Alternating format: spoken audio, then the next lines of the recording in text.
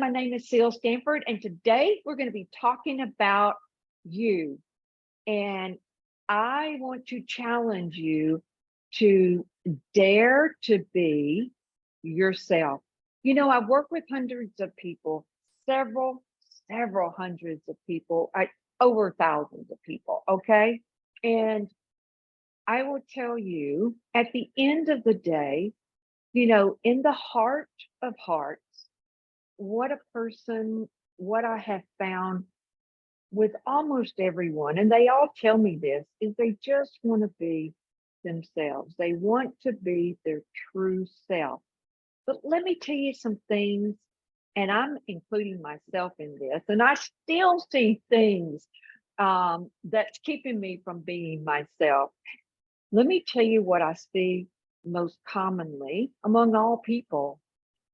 Many times we misidentify ourselves with things such as maybe the way we're feeling, maybe the sensations we're feeling, maybe the feelings or the moods like, oh, I feel sad and lonely.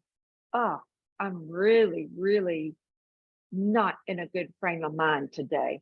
That's one way that, you know, when we're feeling those type of sensations and we misidentify, meaning we think that's us or we act those things out, that's misidentifying yourself with that thing. That's just a thing, it's just a feeling. Other ways that we misidentify ourselves is maybe with our name. I know my full name is Mary Cecile Stanford.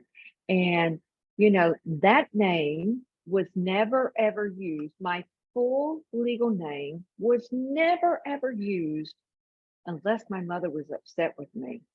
And when she called me by my whole name, Mary Cecile Stanford, and I know this is common for a lot of you, I knew that I was in trouble.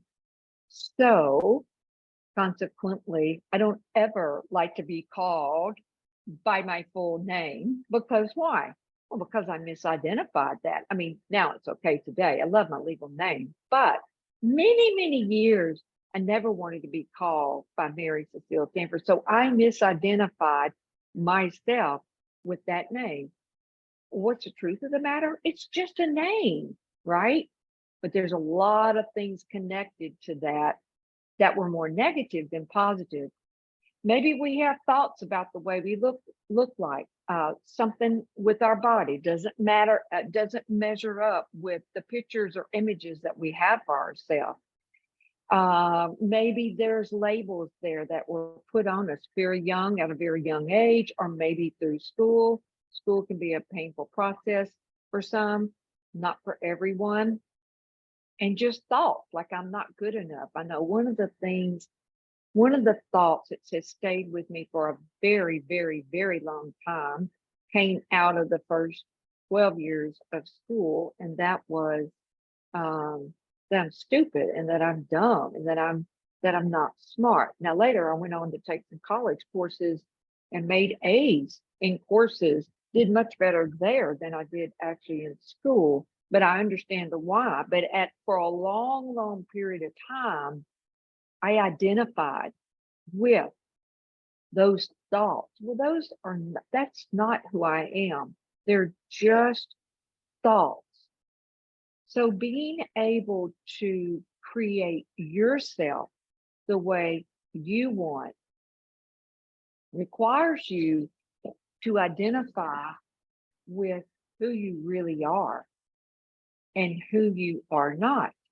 And for the next 6 weeks, we're going to be giving you some tips and some ways that you can separate out from this so that you're no longer a puppet. I don't know about you, but a lot of times when I'm just living life and just creating the positiveness that I want to create and be a positive influence to others, sometimes I can get into thoughts and ideas that are not serving me. And I feel like I'm being run by this program that's not even mine. And I know there are many programs that out there that we all feel get caught up in, like how our house should look when you're raising kids, how their room should be, all the things you must do as a mom, all the things you must do if you're working for a corporation or an entrepreneur, all the things you should do or you shouldn't do. And they're just labels. They're just thoughts. They're just feelings. Now, there's some good things in there, really, really. But what I want you to do and dare you to do is inspect the thoughts, your feelings, who you're being, so that you can create yourself in the way that you want to be. I was coaching someone a few months ago. They have children, and I was coaching them, and I was suggesting, they were talking to me about how their kids' room look. Now, I know because I have kids, and I know how that can be exasperating for a parent when you like to keep a very clean, tidy, great house on the inside and outside, and just constantly fighting with this couple was constantly fighting with their kids, and I just sat down with them and I said, I just said, let your children create their room the way they want to create it. Yes, you want it tidy and you want it clean. You prefer that. But if it's really their room and really their space, which that's so important for a child to have that, even if they share a room, still, it's important for a child to have their own space. If you can look at your own life and know how important that just having your own space is, I think it will, well, I know it will actually create a lot more harmony in the space in which you all live, in which you all share communication with and love and connection, and basically help each other progress in life and be able to accomplish the things that you want versus the things you don't want. So back to kids, I just really, really encourage the parents, go easy on the kids. That's their space. And from what I've seen, if you allow that child to have their space and let that be their room, not demand that it be a certain way. Yeah, you can have a chat with them and tell them, it might be a good idea to clean it up. Don't enforce it, just kind of work with them. I think you'll get the best result that you're really looking for in the home. Again, just an idea. I know that for this couple, their relationships got a lot better. They had less fight, less conflict in the home. Well, who doesn't want that?